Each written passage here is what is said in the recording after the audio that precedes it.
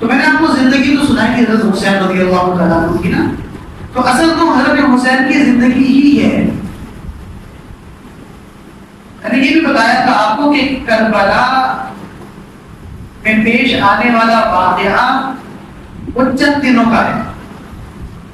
ان چند دنوں سے پہلے کی ایک بھرپور زندگی ہے حضرت حسین رضی اللہ تعالیٰ عنہ کی، جس میں عبادت کا پہلو بھی ہے، جس میں خدمت خلق کا پہلو بھی ہے، جس میں تواضع اور انکساری کا پہلو بھی ہے، جس میں اپنے بڑوں کا ادب، ان کا لحاظ کرنا، ان کی رعایت کرنا یہ پہلو بھی ہے، جس میں والدین کا ادب بھی ہے، جس میں بھائیوں کے ساتھ کس طرح سے رہنا چاہیے. یہ سارا میں نے سنایا تھا نا پچھلے جمعے آپ کو، یہ ساری زندگی ایک معاشرتی زندگی ہے نا. تو ان 10 دنوں کو کا تذکرہ کرنا چاہیے، کوئی مسئلہ نہیں ہے، لیکن حضرت حسین کی زندگی کو صرف ان 10 دنوں میں محدود کر دینا یہ ان کی شخصیت کے ساتھ بہت بڑا ظلم ہے. کہ ان کی اتنی مبارک زندگی کو، اتنی زبردست زندگی کو ان 10 دنوں کے اندر قید کر دینا اور پچھلی ساری زندگی کو نظر انداز کر دینا، یہ حضرت حسین رضی اللہ تعالی عنہ کے ساتھ بہت بڑی زیادتی ہے.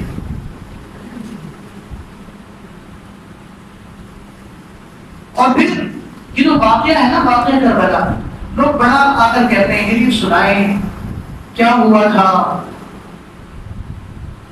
کیا ایسے محرکات اور اسباب پیش آئے کہ جس سے یہ واقعہ رونما ہوا، پھر کیا ہوا، پھر کیا ہوا، پھر کیا ہوا. پھر 10 محرم کو تو حضرت حسین شہید ہو گئے. اب شہادت کے بعد ان کی عملی زندگی کیا ہو گئی؟ اگر شہادت کا مرتبہ اور مقام ان کو اللہ نے عطا کر دیا کہ بہت بڑا مقام ہے، کہ کسی کسی کو نصیب ہوتا ہے جس کو اللہ منتخب کرتے ہیں. فرمایا لا تقولوا فی سبیل اللہ اموات، جو اللہ کے راستے میں جان دیتے ہیں ان کو مردہ بھی نہ کہو، بل احیاء، وہ کیا ہیں؟ وہ زندہ ہیں. عند ربہم یرزقون، اللہ کے ہاں ان کو رزق دیا جاتا ہے قبروں میں.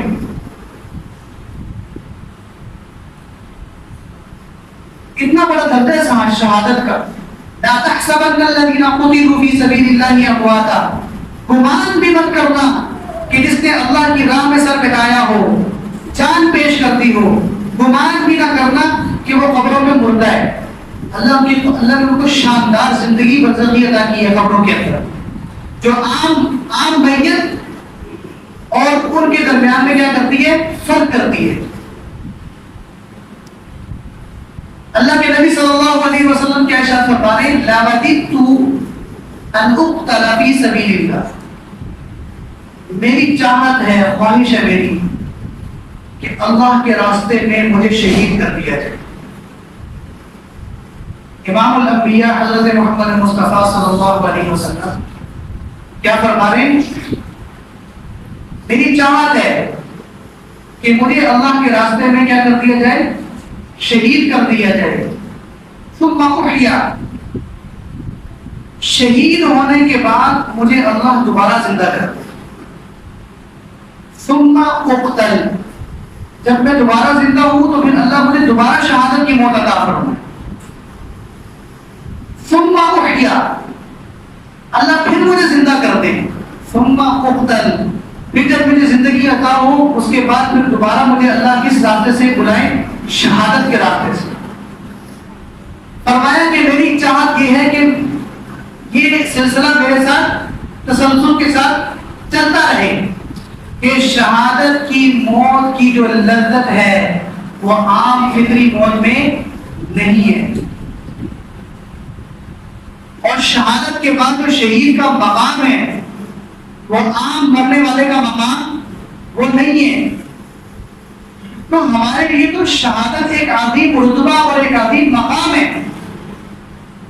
اگر اللہ تعالیٰ کسی کو یہ عطا کرتے ہیں وہ بہت خوش قسمت انسان ہے، وہ مظلوم نہیں ہے، وہ مظلوم نہیں ہے.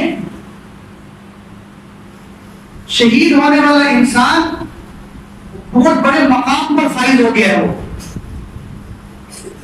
اب شہادت کے رتبہ مل جانے کے بعد بھی اس کو مظلوم بنا کر پیش کرنا یہ اس کی شہادت کے ساتھ زیادتی ہے. ایک بندے نے اپنی جان کی پرواہ نہیں کی اور اللہ کے کلمے کو بلند کرنے کے لیے وہ میدان جہاد میں اتر گیا، اور میدان جہاد میں اس نے اللہ کے دین کے لیے لڑائی کی ہے اور لڑتے لڑتے اپنی جان پیش کر گیا. اور صرف اپنی نہیں، اپنی اولادوں کو بھی کٹوا کے چلا گیا، اپنے پورے خاندان کو اس میدان میں اللہ کے نام پر قربان کروا گیا. یہ بہت بڑی بہادری کا کام ہے، یہ بہت بڑی جرأت کا کام ہے، یہ ہر کسی کے بس کا کام نہیں ہے. اس کو مظلوم بنا کر پیش کرنا یہ ان کی اس بہادری کی ساتھ بہت بڑی زیادتی ہے. یہی تو ہمارا اختلاف ہے کہ اتنے بڑے مقام اور رتبے کو مظلومانہ کریکٹر بنا کر پیش کر دینا یہ ان شخصیات کی بہادری کے ساتھ بہت بڑی کیا ہے؟ زیادتی ہے. ان کی اس جرأت کو ہم اپنے بچوں کو سنائیں. دیکھو دین کے نام پر اللہ کی ذات کے لیے بہادری ایسی دکھائی جاتی ہے جیسے حضرت حسین نے کربلا کے میدان میں دکھائی ہے. ہوتا کیا ہے کہ خوف و ہراس پھیلا دیا جاتا ہے. وہ پیچھے سرخ سرخ ٹائٹل چل رہے ہوتے ہیں، کپڑے بنائی ہوئی ہیں، خیمے جلے ہوئے ہیں، تیر پھینکے ہوئے ہیں، خون پڑا ہوا ہے. چھوٹا بچہ دیکھے گھبرا جاتا ہے، پریشان ہو جاتا ہے. پتہ نہیں کہ کیسا کوئی خوفناک منظر بنا کر پیش کیا جاتا ہے نا، جس سے حضرت حسین کی وہ بہادری ہمارے نظروں سے چھپ رہی ہے. اپنے بچوں کو ان کی اس دلیرانہ جو ہے کردار کو خوب کھول کر بتایا جائے کہ دیکھو یہ خوف و ہراس کا منظر نہیں تھا، یہ جرأت و بہادری کا منظر تھا جو حضرت حسین رضی اللہ تعالی عنہ نے شہادت کے راستے سے اپنایا ہے. کہ ظالم ان کے مقابلے میں اپنے لشکر لے کر آیا، لیکن انہوں نے ظالم کے خلاف جرأت اور بہادری کے ساتھ مقابلہ کیا. نہ گرفتاری دی، نہ سرنڈر کیا، بلکہ لڑتے لڑتے اپنی جان کو قربان کر دیا اور اپنے گھرانے کو رسوا نہیں ہونے دیا، اپنی شخصیت کو رسوا نہیں ہونے دیا. یعنی اگر وہ سرنڈر کر جاتے اس وقت اور اپنے آپ گرفتاری پیش کر دیتے اور ان ظالموں کے حوالے اپنے آپ کو اپنے خاندان کے کر دے جاتے تو امت میں ان کی اس بہادری کے تذکرے نہ ہوتے، یہ بہت بڑی بزدلی سمجھی جاتی. لوگ اپنے اولاد کے لیے، اپنے خاندان کے لیے جان دینے کے لیے تیار ہو جاتے کہ نہیں ہو جاتے. اپنی خواتین کی عزت اور حرمت لوگوں کو کتنی زیادہ عزیز ہوتی ہے. لیکن سارا کردار حضرت حسین کا کربلا میں.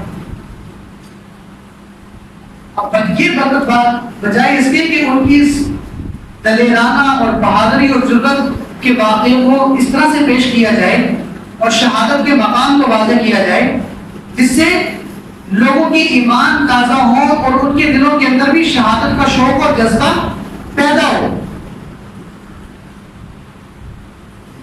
تو اس طرح سے مظلوم بنا کر اگر پیش کریں گے تو کوئی بھی اس راستے کو اختیار کرنے کی کوشش نہیں کرے. تو کم از کم ہم باقی جو لوگ جو کچھ کرتے ہیں بھائی ان کا ایمان ہے، ان کا عقیدہ ہے، ہمیں کوئی لینا دینا نہیں ہے اس سے. لیکن کم از کم ہم جو اپنے آپ کو اہل سنت والجماعت کہتے ہیں، کم از کم ہمارے اور ان کے درمیان میں فرق تو پتہ چلنا چاہیے نا. کہ جس طرح تم اہل بیت کو مانتے ہو ہم اس طرح اہل بیت کو نہیں مانتے. جس طرح تم اہل بیت کو مظلوم بنا کر پیش کرتے ہو ہم اہل بیت کو مظلوم بنا کر نہیں پیش کر سکتے. یہ ہم ان کی شان و شوکت کے خلاف سمجھتے ہیں. ٹھیک ہے ظلم تو ہوتا ہی ہے، جب دو لشکر آپس میں ٹکراؤ تو ایک کی ہار ایک کی جیت تو ہوتی ہے، لیکن دیکھنا یہ نہیں ہے کہ دنیا میں کون ہارا ہے، دیکھنا یہ ہے کہ آخرت کے اعتبار سے فیصلہ کس کے حق میں آئے گا۔ اور یہ واضح ہے، صاف ستھرا بات کہ ہمارا عقیدہ اور ایمان ہے کہ آخرت میں یزید کی پکڑ ہوگی سب سے سب، اور حضرت حسین رضی اللہ تعالیٰ عنہ کامیاب ہو چکے ہیں اور کامیاب ہوں گے انشاءاللہ۔ یہ ہمارا عقیدہ ایمان ہے، ہمیں یزید سے کوئی لینا دینا نہیں ہے بھائی۔ ہم نہ اس کا تذکرہ کرنا پسند کرتے ہیں، نہ اس کے تذکرہ کو ہم لوگوں کو سنانا پسند کرتے ہیں۔ ہمارے لیے تو نواسے رسول زیادہ اہمیت رکھتے ہیں کہ وہ صحابی بھی ہیں اور ان کی خوبصورت زندگی اور کردار ہمارے سامنے موجود ہے۔ لاکھوں کروڑوں اربوں خربوں یزید آ جائیں اور حکومتیں ان کے پاس لاکھوں کروڑوں خربوں ہو جائیں، ہم تو تب بھی حضرت حسین رضی اللہ تعالیٰ عنہ کے پاؤں کی خاک کے برابر بھی نہیں سمجھتے ان کو۔ ہمارے لیے وہ بالکل قابل ذکر نہیں۔ تو اس لیے ہم گزارش یہ کرتے ہیں کہ دیکھو یہ نبی کا گھرانہ تھا، ان کی بہت بڑی نسبت تھی، یہ اہل بیت تھے۔ آپ صلی اللہ علیہ وسلم کی حدیث ہے، آپ نے فرمایا کہ میں تمہارے بعد تمہارے اندر دو چیزیں چھوڑ کے جا رہا ہوں، ایک کتاب اللہ اور ایک عترتی، یعنی میری اولاد اہل بیت، کہ میری اولاد نے میری سرپرستی میں پرورش پائی ہے۔ انہوں نے نبی کو تہجد پڑھتے ہوئے دیکھا ہے، انہوں نے نبی کو سجدے کرتے ہوئے دیکھا ہے، انہوں نے نبی کو قرآن کی تلاوت کرتے ہوئے دیکھا ہے، انہوں نے نبی کو گھر میں اپنے ساتھ گفتگو کرتے ہوئے دیکھا ہے، انہوں نے اپنے گھر میں اپنے نبی کو، اپنے نانا کو اٹھتے بیٹھتے چلتے پھرتے کھاتے پیتے معاملات کرتے ہوئے معاشرت کو اپناتے ہوئے سارے کردار ان کو دیکھے، انہوں نے جو ہے اپنی آنکھوں سے دیکھے۔ ساری بات ہے یہ گھر کے لوگ ہیں نا، اور گھر کا فرد ہی آپ کو بتا سکتا ہے کہ آپ کے ابو کی زندگی کیا تھی۔ اللہ کے نبی نے فرمایا میرے گھر کی زندگی کو دیکھنا ہے تو میں قرآن کو بھی چھوڑ کے جا رہا ہوں، اور اپنی گھریلو زندگی کو اگر تم نے میری دیکھنا ہے کہ میری گھریلو زندگی کیا تھی تو عطر تھی، تو میں تمہارے اندر اپنی اولاد کو بھی چھوڑ کے جا رہا ہوں، اپنے اہل و عیال کو چھوڑ کے جا رہا ہوں، ازواج مطہرات کو چھوڑ کے جا رہا ہوں جو نبی کی بیوی ہے۔ انما یرید اللہ لیذھب عنکم الرجس اہل البیت ویطہرکم تطہیرا۔ قرآن میں کیا آتا ہے؟ اللہ نے ارشاد فرمایا کہ یہ وہ پاکیزہ گھرانہ ہے جن سے ہر قسم کا نقص اور عیب اللہ نے صاف کر کے رکھ دی ہے۔ وَيُطَهِّرَكُمْ تَطْهِيرًا، اور اللہ نے ان کے دلوں کو طہارت بخشی ہے، یہ پاکیزہ لوگ ہیں۔ ہمارے سامنے ان کا کردار یہ ہے، وہ کردار نہیں ہے جو سنایا جاتا ہے۔ اس لیے ہمیں کم از کم اس طرح سے اس واقعے کے تذکرے نہیں کرنے چاہیے جس طرح لوگ کرتے ہیں۔ کیوں؟ اس لیے کہ ہمارا عقیدہ اور ہمارا ایمان کیا ہے کہ رسول اللہ صلی اللہ علیہ وسلم کا گھرانہ کبھی بزدلی کا مظاہرہ نہیں کر سکتا، اور حضور صلی اللہ علیہ وسلم کا گھرانہ جرأت اور بہادری کا ایک استعارہ تھا۔ آپ صلی اللہ علیہ وسلم نے جو کے گھرانے میں جو قربانی دی ہے یہ امت کے لیے ایک بہت بڑی نصیحت ہے اور ایک بہت بڑا قابل اتباع واقعہ ہے کہ دیکھو ایمان بچانے کے لیے، عمل بچانے کے لیے، دین بچانے کے لیے جان بھی پیش کرنی پڑی، کر دینا، اولاد بھی پیش کرنی پڑی، کر دینا، اپنا سارا گھرانہ قربان کرنا پڑا، کر دینا، لیکن کبھی بھی بزدلی کا مظاہرہ نہیں کرنا۔ یہ حضرت حسین رضی اللہ تعالیٰ عنہ کا وہ مقام ہے۔ تو کربلا کے جو واقعات سنائے جاتے ہیں بہت ساری اس میں من گھڑت باتیں سنائی جاتی ہیں، ایسے سنایا جا رہا ہوتا ہے جیسے یہ سنانے والا وہاں پر موجود تھا، یہ ویڈیو بنا رہا تھا اس وقت۔ جس کا دل آتا ہے وہ حضرت حسین کے بارے میں جیسا تیسا اس کی زبان پہ واقعہ آیا سنا دیا، ان کی اولاد کے بارے میں جیسی تیسی بات جس نے سنی سنا دی۔ یہ نہیں دیکھا جاتا کہ یہ جو ہم تذکرہ کر رہے ہیں کہ ان کی شان کو بڑھا رہے ہیں یا گھٹا رہے ہیں۔ تو حضرت حسین کی جو کربلا سے پہلے کی زندگی ہے نا، اصل زندگی ان کی ہمارے لیے وہ نمونہ ہے۔ پھر اتنی خوبصورت زندگی کا اتنا خوبصورت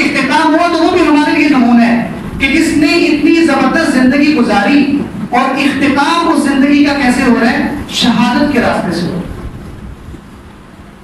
اور شہادت ایک عظیم سرمایہ میں نے بتایا.